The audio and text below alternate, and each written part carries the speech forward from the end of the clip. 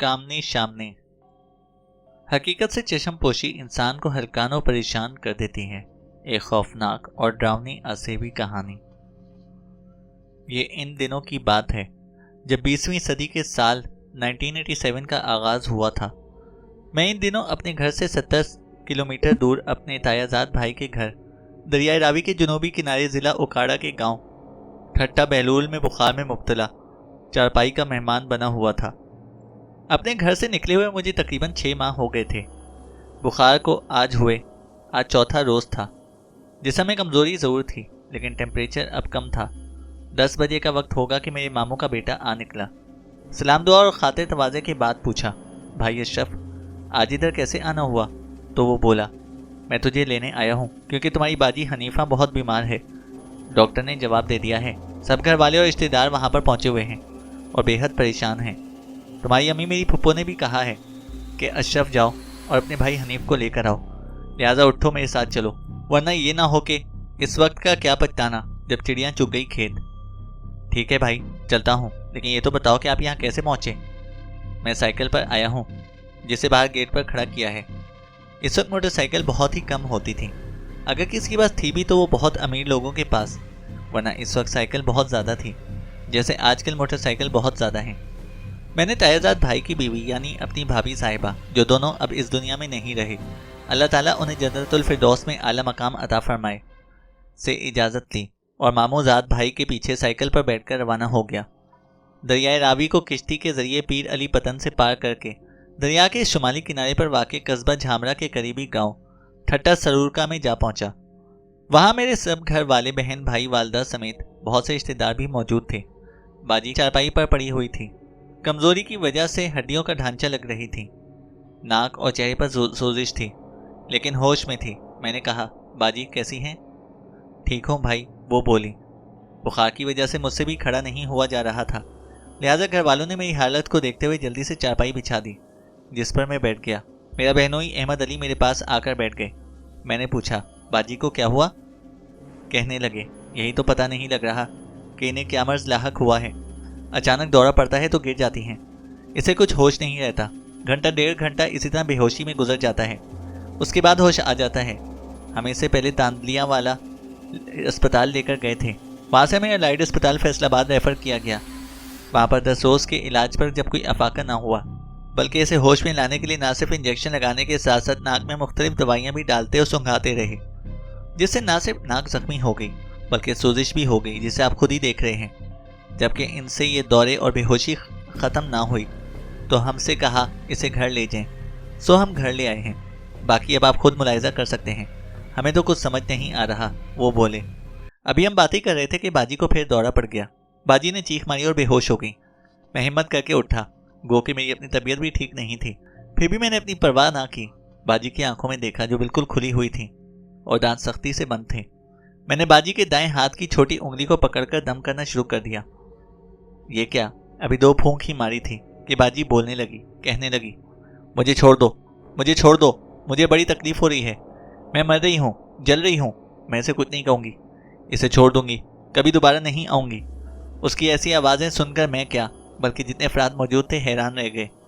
मैंने बाजी के मुंह से निकली हुई बातें सुनी तो ये सोचकर कि कहीं वाकई बाजी को मेरा इसकी उंगली को पकड़ना तकलीफ का बाइस ना बन रहा हो, मैंने उंगली को छोड़ दिया। आवाज़ आना बंद हो गई। बाजी का दौरा ख़त्म हो गया, यानी बेहोशी नाबूद।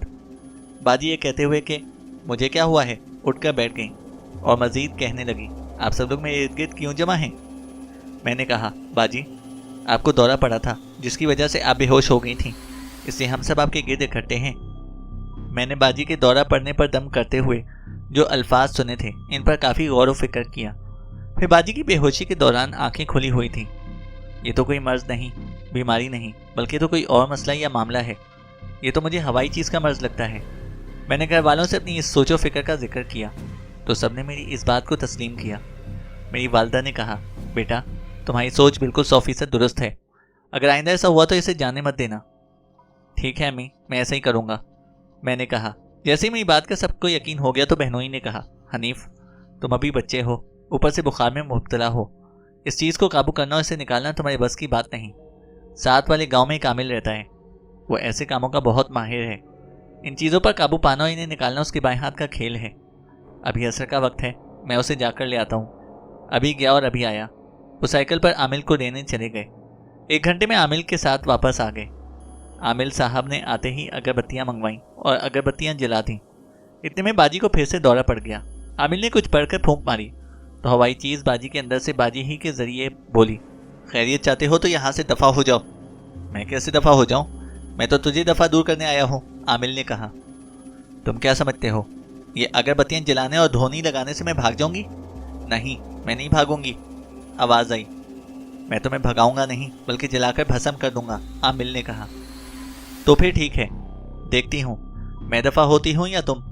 میں چاہتی تھی کہ تم خون خرابہ کی بغیر یہاں سے چلے جاتے تو بہتر تھا، نہ مجھے چھیڑتے نہ خود تکلیف سے دوچار ہوتے، مگر مجھے لگتا ہے کہ تم خود بھی مجھ سے اذیت اٹھاؤ گے اور یہ جو کہ اب تک مجھ سے بچی ہوئی تھی اس کو بھی تکلیف میں مبتلا کرو گے، آواز آئی۔ تو نہیں جانتی کہ میں کون ہوں اور اس طرح کے کاموں میں کتنا ماہر و مشہور ہوں؟ اس سے پہلے تم جیسی کتنی کو جلا کر خاک کر چکا ہوں، عامل نے کہا۔ ٹھیک ہے، میں تمہاری شان اور رتبے کو پہلے سے نہیں جانتی تھی اور نہ ہی یہ جانتی ہوں کہ تم کتنے ماہر و مشہور عامل ہو، لیکن اب تمہیں جان کر ہی رہوں گی اور دیکھوں گی کہ تم مجھ سے کیسے نپٹتے ہو اور کس طرح مجھے جلا کر راکھ کرتے ہو، یا مجھ سے مار کھا کر اپاہج ہو کر ہمیشہ کے لیے اس کام سے توبہ کر لو گے۔ چلو میرا اور تمہارا کھیل شروع ہوتا ہے۔ میں تم کو چیلنج کر کے جا رہی ہوں۔ کہاں جا رہی ہوں مجھ سے یہ نہیں پوچھو گے، چلو میں تم کو خود ہی بتا دیتی ہوں۔ میں تمہارے گھر جا رہی ہوں۔ اپنے گھر والوں کی خیر مناؤ، ان کو بچا سکتے ہو تو جا کر اپنی بیوی بچوں کو مجھ سے بچا لو۔ میں اس میں سے نکل رہی ہوں، روکنے کی طاقت رکھتے ہو تو روک لو، اگر نہ روک سکے تو مجھے دوبارہ اپنے سامنے حاضر کر لو، تو سمجھ لوں گی کہ تم مجھ پر حاوی ہو اور میری زندگی کی تار ٹوٹنے والی ہے، اور اگر میں تمہارے منتر تنتر پڑھنے سے حاضر نہ ہوئی تو سمجھ لینا کہ میں تم پر بھاری پڑ سکتی ہوں۔ پھر بھی اگر میری باتیں تمہاری عقل میں نہ آئیں اور تم یہاں سے نہ گئے تو پھر مقابلہ ضرور ہوگا جس میں تم مجھ سے ضرور نقصان اٹھاؤ گے۔ لو پھر میں جا رہی ہوں، لگاؤ اپنی طاقت، کر لو مجھے حاضر، لو اپنے گھر کی خیر۔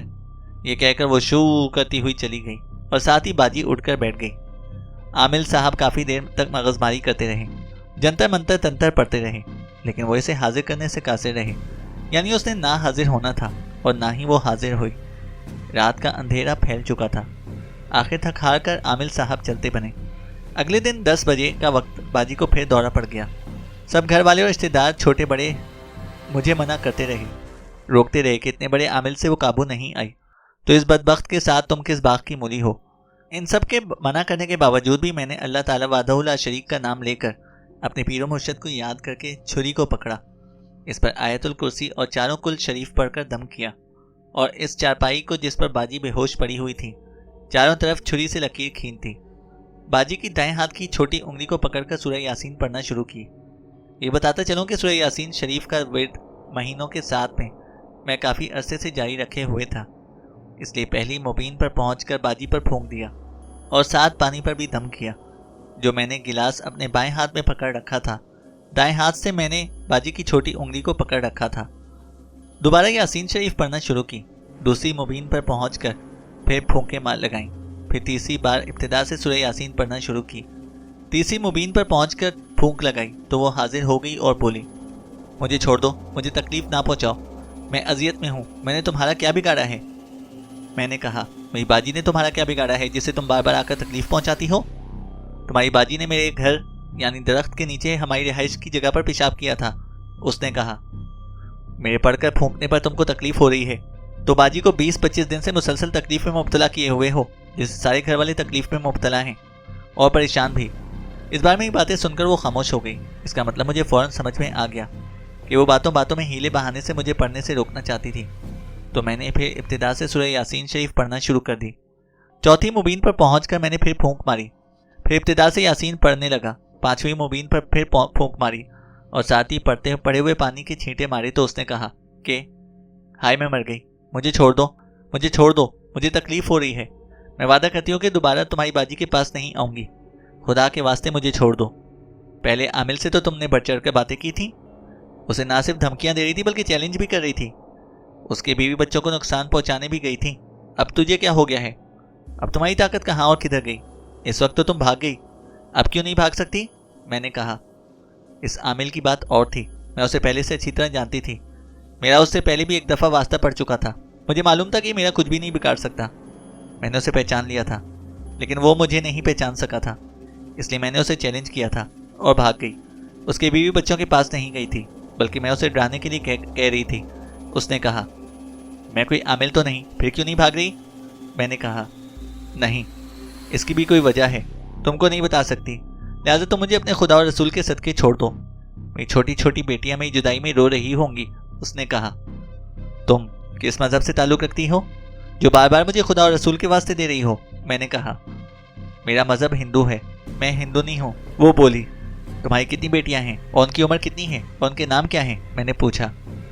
मेरी 2 बेटियां हैं, बड़ी की उम्र 19 साल और छोटी की 17 साल है। वो बोली, और उनके नाम भी बता दो। मैंने कहा, बड़ी का नाम कामनी और छोटी का नाम शामनी है। हमारा ठिकाना गांव के शुमाल की जानिब राय हयात खान खरल की ज़मीन में दरख्त के नीचे है, और इस दरख्त के नीचे तुम्हारी बाजी ने पेशाब किया था। उसने कहा। मैंने कहा, तुमने 20-25 दिन से मेरी बाजी को अजियत में मुब्तला कर रखा है।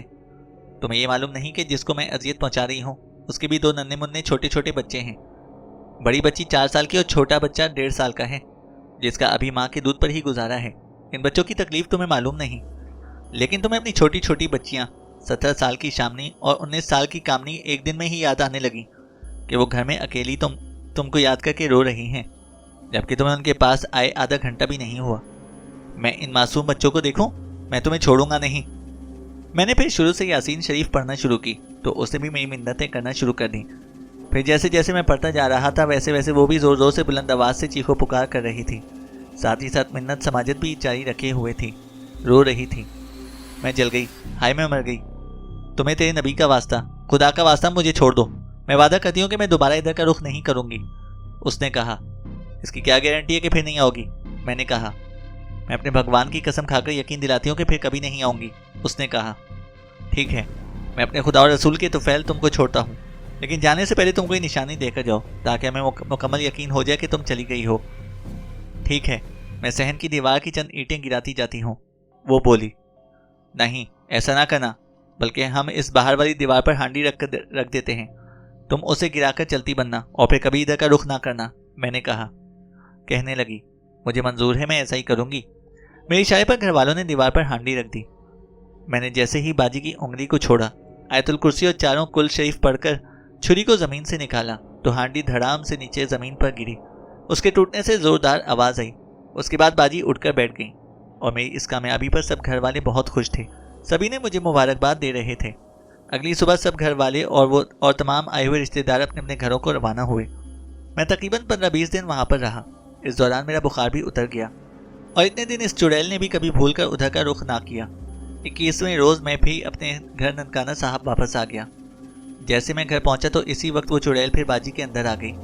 बाजी की फिर वही पहली जैसी बेहोशी की कैफियत हो गई।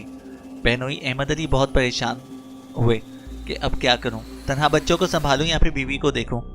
आखिर अल्लाह का नाम लेकर बच्चों और बीवी को हमसाये के हवाले करके मुझे बुलाने की बजाय साइकिल को निकाला और 15-16 किलोमीटर का फासला दरमियान में दरियाए रावी को क्रॉस करके शेखु शरीफ अपने मुर्शद सैयद मशकूर हुसैन शाह साहब के पास पहुंचे और सरकार को सारा वाक़या मनो अन सुनाया कि कैसे बाजी बीमार हुई, किस तरह अस्पतालों में 20-25 दिन फिरते फिराते वहाँ से जवाब मिला, कैसे चुड़ैल का इल्म हुआ और फिर जिस तरह आमिल को लाए लेकिन वो शिकस्त खाकर चलता बना।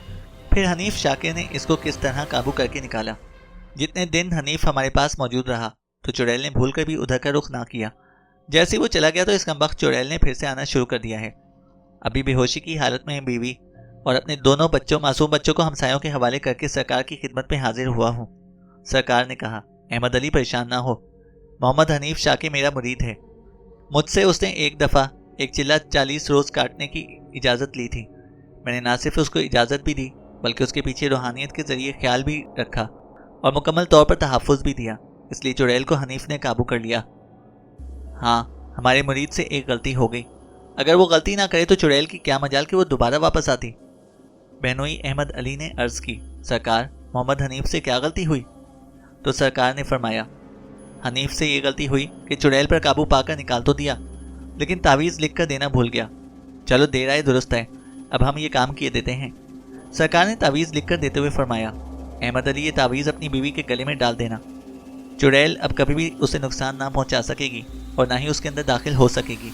اگر ایسا کرنا چاہے گی تو جل کر راکھ ہو جائے گی۔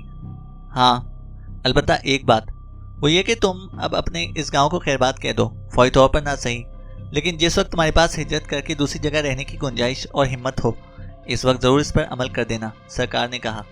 احمد علی نے سرکار سے اجازت لے کر گھر واپس آ گئے اور آتے ہی سرکار کے دیے تعویذ کو بازی کے گلے میں ڈال دیا۔ وہ دن اور آج کا دن، وہ چڑیل پھر کبھی واپس نہیں آئی، لیکن میرے بہنوئی نے مرشد کے کہنے پر مکمل عمل کیا۔ اس گاؤں سے ہجرت کر کے جڑاں والا شہر میں رہائش اختیار کر لی اور ہنسی خوشی زندگی بسر کر رہے ہیں۔